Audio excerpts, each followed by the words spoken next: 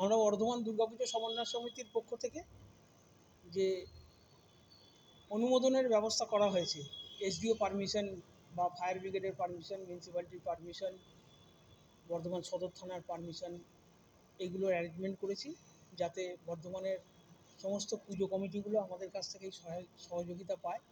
আমরা তাদের এই সহযোগিতা করার জন্য এই সহায়তা কেন্দ্রটা করেছি। এখানে আমাদের কাছে এসডিওর ফর্ম পাওয়া যাচ্ছে, ফায়ার ব্রিগেডের ফর্ম থাকছে, ইলেকট্রিক সাপ্লাইয়ের ফর্ম থাকছে।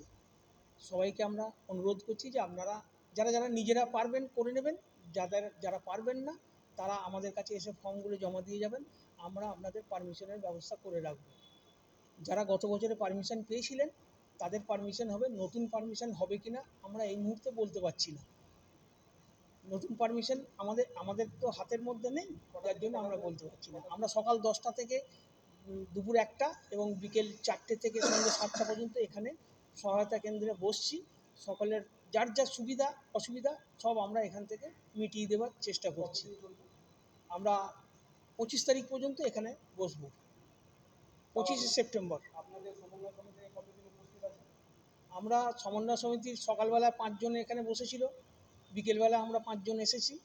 আমরা কি বলবো, আমাদের যতটুকু সময় পাচ্ছি সেই সময়টা দিয়ে আমাদের পুজো কমিটিগুলোর উপকার করবার চেষ্টা করছি।